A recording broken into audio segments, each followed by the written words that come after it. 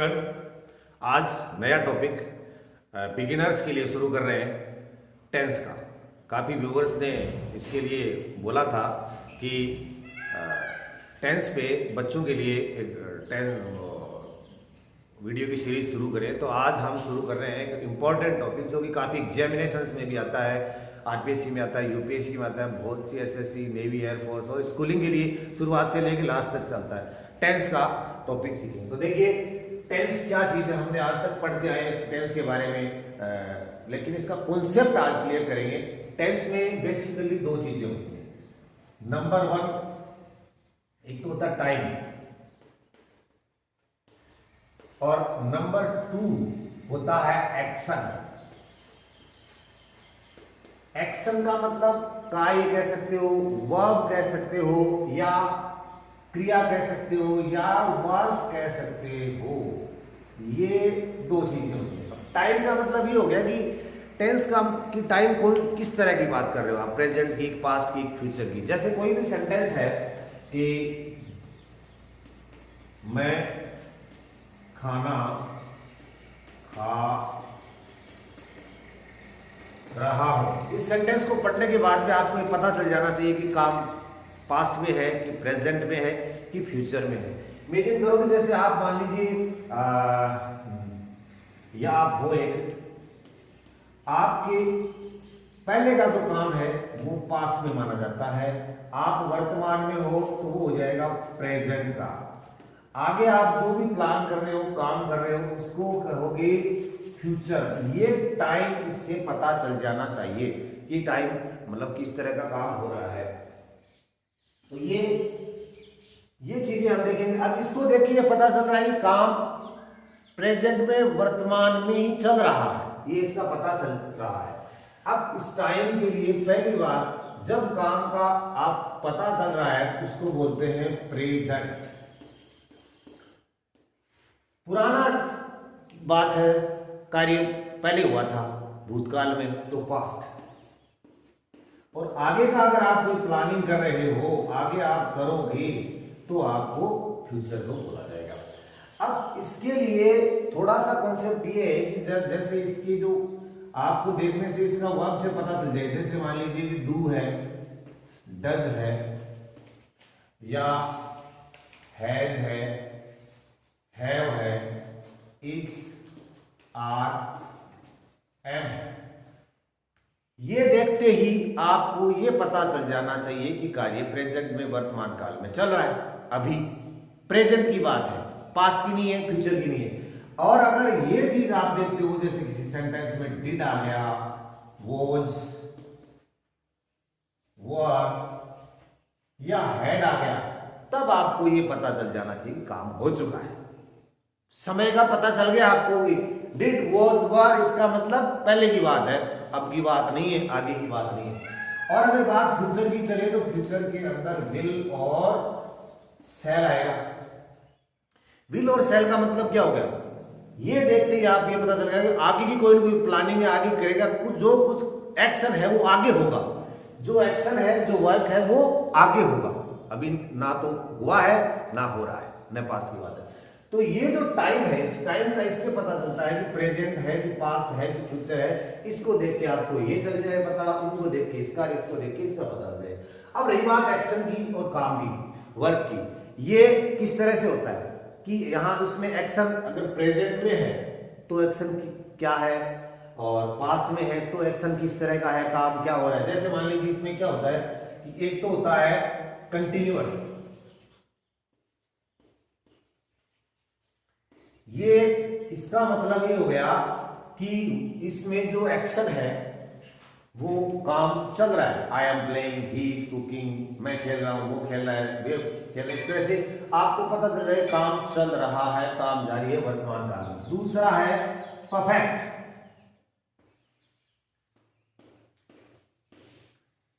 ये परफेक्ट का मतलब ही यही होता है कि पूर्ण, complete. He is a perfect man, इसका मतलब वो काम को पूरा करता है। परफेक्शन, पूर्णता आती है। तो यहां इसका मतलब ये हो गया कि जो काम है ना वो पूरा हो गया है। इसको देख के आपको ये पता चलता है एक्शन का, इसको देख के एक्शन के बारे में आप ये अंदाज लगाते हो कि काम चल रहा है, इसको देख के आप एक्शन और इसको देख के आप काम ये बता दो काम पूरा हो चुका है। और नंबर 3 है इंडेफिनेट। अब इंडेफिनेट के तो नाम से ही पता है, डेफिनेट का मतलब निश्चित, इंडेफिनेट का मतलब अनिश्चित, अनिश्चित है, गोलमाल है, पता नहीं है। ना तो इंडेफिनेट में ये पता चलता है कि काम चल रहा है, ना ये पता चलता है कि काम हो रहा है, उसको इंडेफिनेट कहते हैं। तो 3 स्थिति हो गई एक्शन की। टाइम तो प्रेजेंट पास्ट में हो गया, अब प्रेजेंट में ये है कि प्रेजेंट में ये है कि प्रेजेंट में ये, इससे वो एक्शन से पता चलता है। अब काम चल रहा है कि पूरा हो गया इंडेफिनेटर। एक और होता है जो था present perfect continuous, present past perfect continuous, यानी आप इसको परफेक्ट कंटिन्यूअस है, वो इन दो को शामिल करके बनाया जाता है परफेक्ट कंटिन्यूअस। अब इनके भी अलग अलग पार्ट होते हैं, आप बोलते हैं साहब इनके हैं, फिर इनके और भाग होते हैं, तो होते हैं ना। प्रेजेंट में इंडेफिनेट होता है जिसका पता नहीं होता, जो निश्चित नहीं होता है। प्रेजेंट में जो चल रहा है वो कंटिन्यूअस होता है, प्रेजेंट में जो पूर्ण हो गया वो परफेक्ट होता है, और प्रेजेंट में जो चल भी रहा है पूरा वो परफेक्ट कंटिन्यूअस टेंस है। ये अलग है। चारों पास्ट के भी यही भाग होंगे, फ्यूचर के भी यही भाग होंगे। ठीक है, अब हम ये देखते हैं कि एक्शन को काम में कैसे लिया जाता है, करना क्या होता है इस एक्शन का।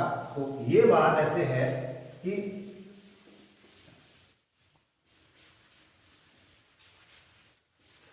टाइम और एक्शन की बात होगी। चलो अब टेंस के हिसाब से आपको सिखाते हैं, अलग अलग। पहले शुरू करते हैं प्रेजेंट सिंपल।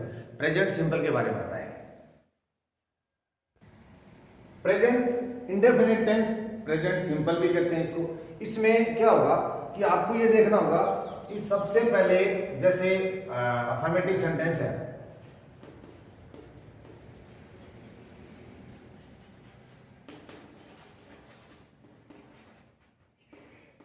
इसका साउंड सेंटेंस होता है, सेंटेंस नहीं होता, सेंटेंस। लास्ट में जाके वीक हो जाता है। इसको देखो, अफर्मेटिव सेंटेंस के अंदर आप देखोगे तो उसमें आपको करना क्या होगा, सबसे पहले आप देखोगे वर्क, एक्शन, या फिर दो चीज कर लेना आप इसके अंदर कि जब अगर अफर्मेटिव सेंटेंस है तो जो एक्शन है जिसको आप वर्ब कहते हैं उसकी V1 और V5 आएगी। और V1 और V5 क्या होता है, मैं पहले इससे पहले आपको वो क्लियर कर देता हूं। देखो जैसे गो है, वेंट, गोन, गोइंग और गोज। इसमें जब आप प्रेजेंट सिंपल पढ़ रहे हो, अफर्मेटिव सेंटेंस है, तो आपको क्या करना है, सबसे पहले ये देखना है कि जो डूअर है, जो सब्जेक्ट है, जो डूअर है वो यदि सिंगुलर है, वो यदि प्लूरल है, यदि सिंगुलर है तब आप क्या करोगे, V1 करोगे। यदि वो प्लूरल है, यदि वो प्लूरल है तो आप V1 करोगे। यदि वो सिंगुलर है तब आप V5 करोगे। V5 क्या होता है, देखिए इसमें V1, V2, V3, V4 और V5। तो V5 तो ये है और V1 ये है। ठीक है, यानी वर्ब की जो फर्स्ट फॉर्म होती है वो V1 होती है, जिसमें वर्ब के साथ S या ES लग जाता है, गोज, प्लेज, टीचेज, वो V5 होती है। इसके अंदर अफर्मेटिव सेंटेंस है और सब्जेक्ट या डूअर सिंगुलर है तो ये S या ES लगाओगे, यानी V5 कर दोगे, V5 कर दो। और प्लूरल है और I और U को भी इसमें प्लूरल ही मानते हैं तो आप V1 करोगे। इस तरह से इसका प्रयोग करते जाओगे। अब देखिए कैसे करते हैं।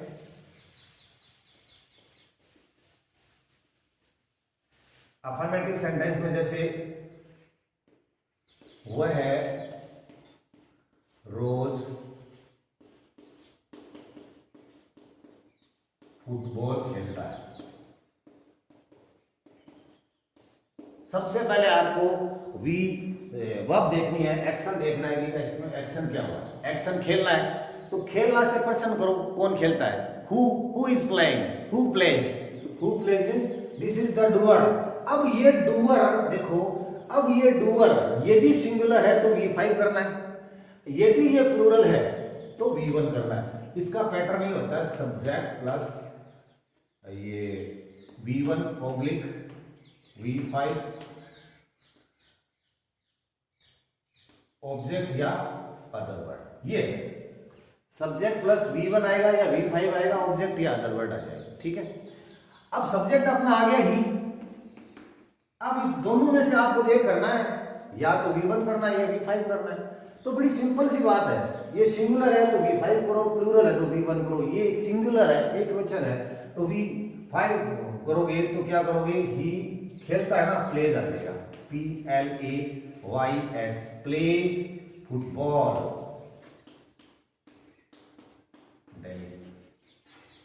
आगे ऑब्जेक्ट आ गया, इस तरह से आ गया। इस तरह से आई, मैं हिंदी में लिखता हूं, मैं रोज विद्यालय जाता हूं। तो इसमें जाता हूं से प्रश्न क्या, हु गोज, हु गो या हु गोज। तो आई, अब आई क्योंकि इसमें V1 में शामिल है, प्लूरल में शामिल है, तो आई गो आ जाएगा सीधा, आई के साथ गो आएगा, गोज नहीं आएगा, आई गोज नहीं होगा, आई गो।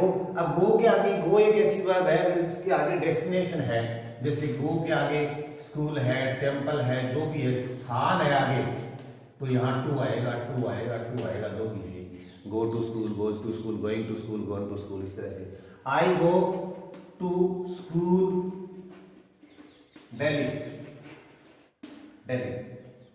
अब अपन करते हैं नेगेटिव सेंटेंस के लिए।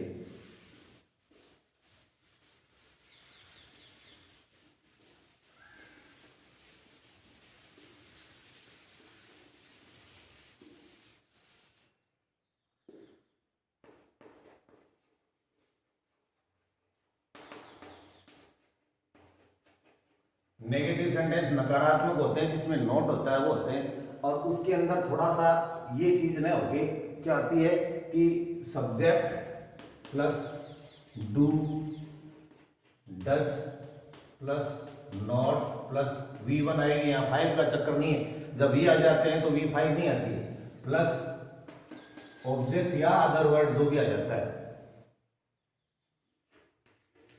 वह है रोज विद्यालय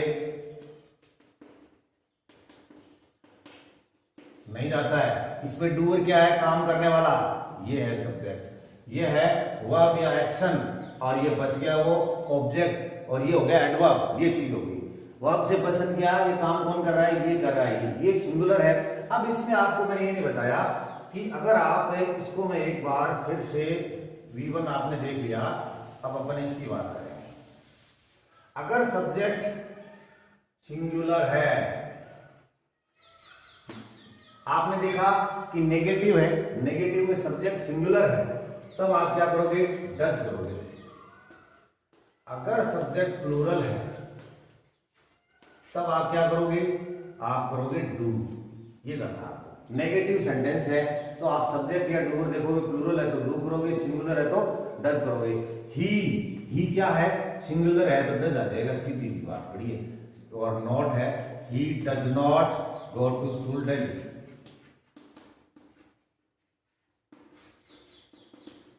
ठीक है, इस तरह से हो जाएगा। अगर दूसरा सेंटेंस हो गया, वे प्रतिदिन घूमने नहीं जाते हैं, वे फुटबॉल नहीं खेलते हैं, वे ऐसा काम नहीं करते हैं, तो they do. I do not, they do not, we do not, Mohan does not, Sita does not, she does not. इस तरह से इसको कर देंगे। अभी इंट्रोगेटिव सेंटेंस देखिए,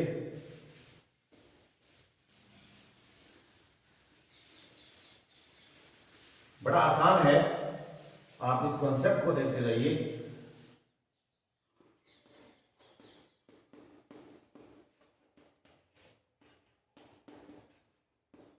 इंट्रोगेटिव सेंटेंस, इंट्रोगेटिव सेंटेंस के अंदर एक तो ये आता है, सबसे पहले डू या डज, प्लस सब्जेक्ट वर्ब की फर्स्ट फॉर्म ऑब्जेक्ट या अदर वर्ड और आगे भार्ब ऑफ इंट्रोगेशन हो जाता है एक बात।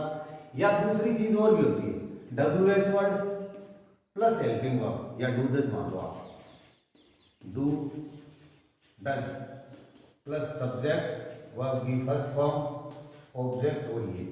अब आप ये देखोगे डू डज किस में आएगा, ये किस में आएगा?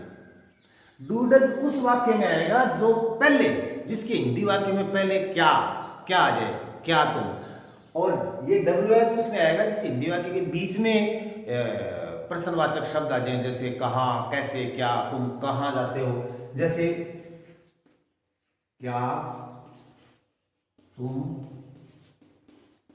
रोज खेलते हो। इसमें खेलना वर्ब होगी, ये तुम है सब्जेक्ट, क्या आगे, तो पहले तुम से देखो, तुमको कहते हैं यू।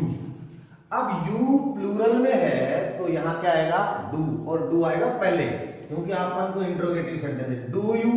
अब डू यू वर्ब की फर्स्ट फॉर्म प्ले, फिर ऑब्जेक्ट है ही नहीं, आगे डेली आ जाएगा, और आगे मार्क ऑफ इंट्रोगेशन आ जाएगा। ये इस तरह से। अगर नीचे वाला सेंटेंस आपको बताऊं कि तुम कहां खेलते हो,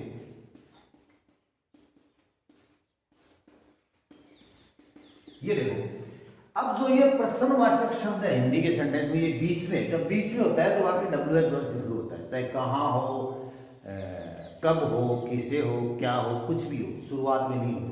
अब इसी से शुरुआत कर लेते हैं, कहां को कहते हैं वेयर। वेयर के बाद में तुम है तो आप यहां लिख लीजिए तुमको। अब इसके अनुसार यहां वर्ब लगाइए, वेयर डू यू प्ले। ये इस तरह से ये नेगेटिव और इंट्रोगेटिव है, इनको आप इस तरह से देख सकते हैं। अब मैं इनकी जो एग्जामिनेशन में करेक्ट फॉर्म ऑफ वर्ब आती है, 10th क्लास में भी आती है, और उसके आगे सारे कॉम्पिटिशन्स में करेक्ट फॉर्म ऑफ वर्ब का टॉपिक आता है। उस टॉपिक के बारे में आपको बताता हूं कि वो किसकी मदद से कैसे करेंगे, ये देखते हैं। अब है करेक्ट फॉर्म ऑफ वर्ब के लिए ये जो चीजें मैंने इधर लिखी हैं, ये सारी चीजें आप इस तरह से देख सकते हैं इनको। ये वो चीजें हैं जो आपको कंडीशन बताएंगे, जैसे ही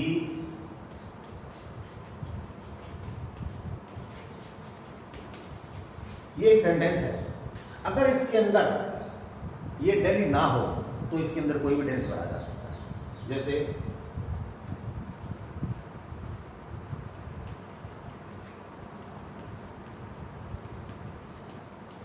ऐसे मान लीजिए, इसको छोड़ दीजिए। ये नीचे वाला सेंटेंस है, इसके अंदर कौन सी वर्ब, कौन सा टेंस भरा जाएगा? सारे टेंस भरे जा सकते हैं। I play, I am playing, I have played, I will play, जितने भी टेंस हैं सारे भरे जा सकते हैं। एग्जामिनेशन में ऐसा प्रश्न नहीं आता है क्योंकि इसके अंदर कोई एडवर्ब या एडवर्बियल या कोई कंडीशन नहीं दी हुई है, इसलिए इसको आइडेंटिफाई नहीं किया जा सकता इसके अंदर कौन सा टेंस आएगा। इसके लिए जरूरी है कि इसके पास एडवर्ब या एडवर्बियल होनी चाहिए। तो ये चीज है वो आपको बताएगी एग्जामिनेशन में कि करेक्ट फॉर्म ऑफ भरने के लिए। अब ये एडवर्बियल ये बता रही है कि इसके अंदर प्रेजेंट इंडेफिनिट टेंस है। ओके, आपको कैसे करना है। उसके बाद में आप ये देखोगे इसके अंदर डूअर क्या है, सिंगुलर है कि प्लूरल है। अगर सिंगुलर है तो V5, अगर प्लूरल है तो V1 करना है। ये बात है सकारात्मक वाक्य की, ये बात पता करना है बस आपको। प्रेजेंट इंडेफिनिट का सकारात्मक वाक्य है, सिंगुलर है तो V5, प्लूरल है तो V1 करना है। तो यहां ये सिंगुलर है तो आप कर दोगे PLAYS, प्लेस कर दोगे। आपका सेंटेंस एग्जामिनेशन के लिहाज से सही हो जाएगा। अब देखिए, सी ऑलवेज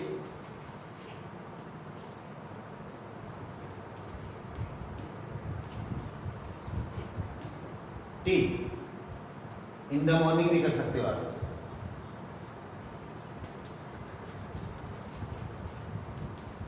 अब इसमें दो एडवर्बियल आ गए, इससे भी क्लियर हो रहा है, इससे भी क्लियर हो रहा है कि ये प्रेजेंट सिंपल टेंस है। तो फिर आपको क्या देखना है, ये देखना है यदि सिंगुलर है तो V5, प्लूरल है तो V1, तो आ जाएगा टैक्स, सी ऑलवेज टेक्स्ट, इस तरह से हो जाएगा। अब भाई दूसरा सेंटेंस में नेगेटिव वर्ड करके दिखाता हूं आपको।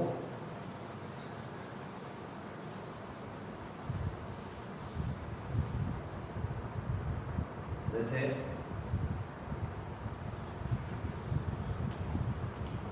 they not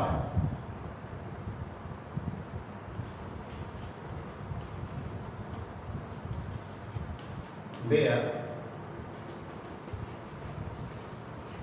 on Sundays. They not go to their village on Sundays. On Sundays ये बताया है कि वो हर रविवारों को अपने गांव नहीं जाते हैं। तो ये इसमें तो ये बताया गया कि प्रेजेंट सिंपल टेंस है। अब प्रेजेंट सिंपल में दो काम करने, या तो V1 या V5। ये तो सकारात्मक में करना है। अब ये नेगेटिव है, नेगेटिव में क्या करो, डू या डज।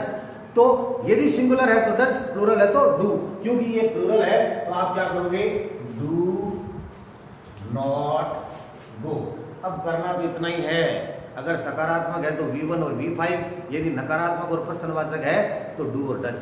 प्लूरल सिंगुलर आप देख लो इस तरह से। अगर यूनिवर्सल ट्रुथ है तो अर्थ